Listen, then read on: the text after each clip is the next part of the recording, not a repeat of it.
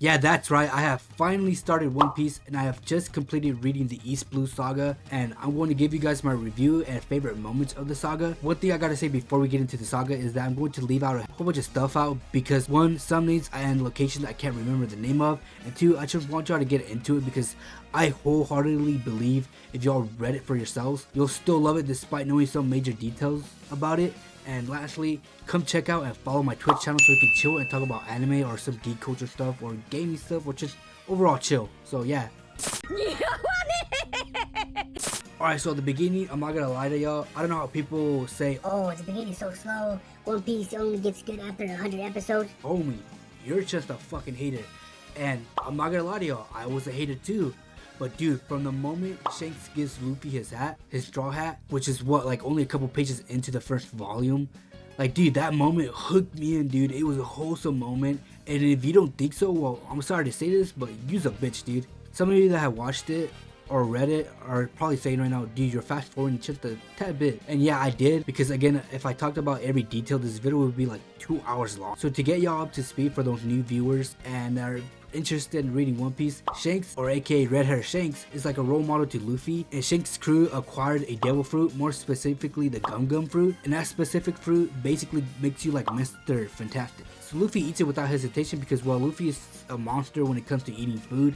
Now keep in mind, once a person eats a devil fruit, they are granted with crazy power, such as Luffy's power. And his power, he basically gets rubber-like powers. And another person that we know of that has eaten a devil fruit is Buggy, and he gets granted the powers of the Chop Chop fruit, and basically he can chop his body into many pieces and can pretty much use them to attack people. Now all these powers may sound incredible, but there's a downside to having these incredible powers, and that is they can't swim afterwards. And it's not like they lost the ability to swim, because I personally thought that's how it worked.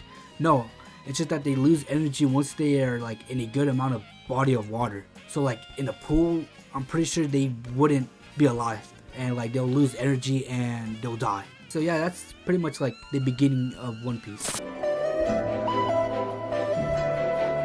Okay, so this isn't the time skip where Nami gets those fucking honkers. This is a time skip where Luffy finally starts his journey to become the king of the pirates.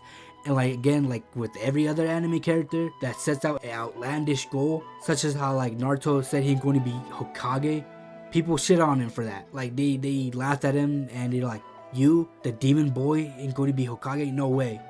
And that goes the same here for Luffy. They kind of like laugh at him like, ha, you the king of the pirates? Yeah, you wish.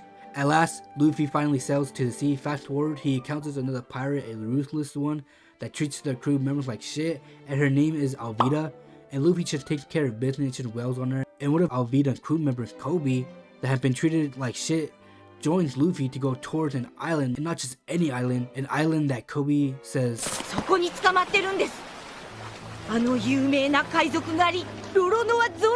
Luffy. Luffy now meets up with Zoro, where he is held as a prisoner. Tells Zoro, hey, if I help you, you join my crew. And Zoro's like, dude, I hunt pirates, I'm not joining you to become one.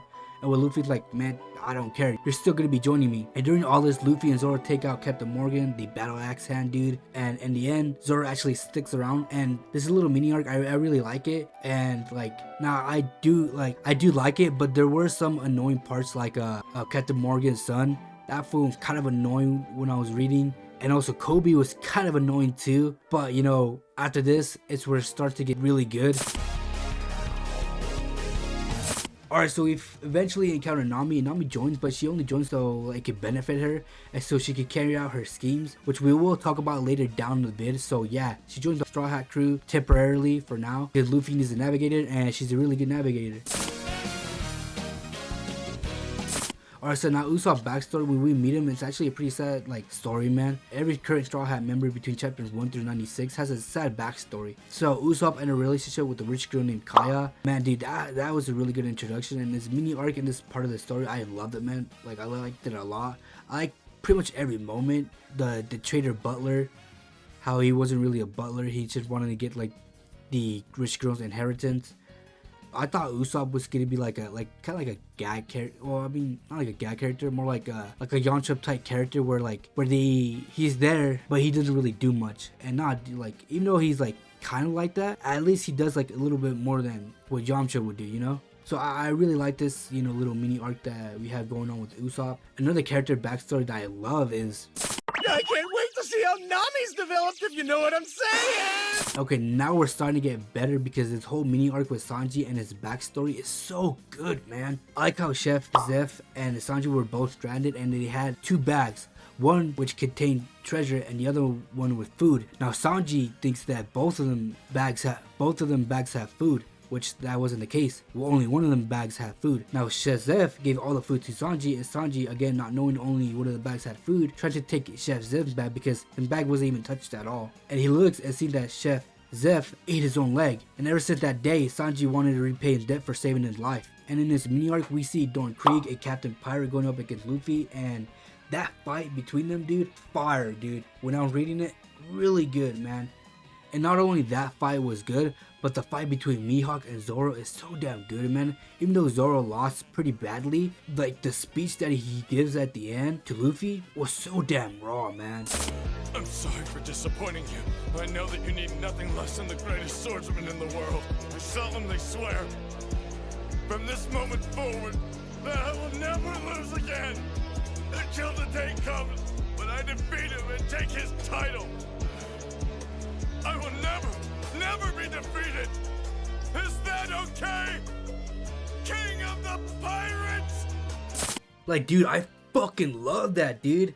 I love how he declares his loyalty to Luffy now, bro. And oh my god, dude, that was such a good moment. Oh yeah, and remember when I said that Nami had her own schemes? Well, that Straw Hat crew has some treasure collected throughout like the little journeys leading up to like that moment. She took the ship and went back to her hometown, and this pretty much sets up for the next arc. Man, if y'all think the beginning of One Piece hooked you in, nah man, what this arc will do to you is it will grab you by the balls and it will make you stay, because there's this moment, and the people that have watched and read One Piece, y'all know the moment that I'm talking about.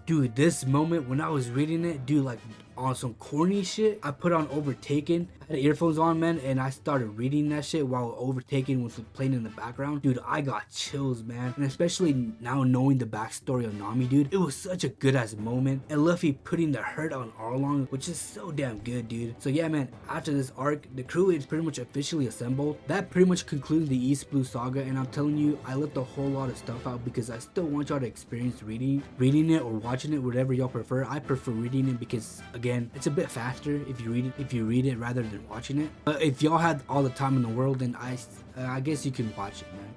But again, man, One Piece is good, man. It really is good. Alright, so comment down below what are y'all favorite moments from the East Blue Saga, and also leave another comment to see if y'all want more One Piece review like these, or if y'all want me to actually give out more detailed, like, you know, vids or, you know, more detailed script. Please comment down below so I can make sure to improve on it for the next video. As always, I hope y'all have a nice weekend, stay safe, and peace out.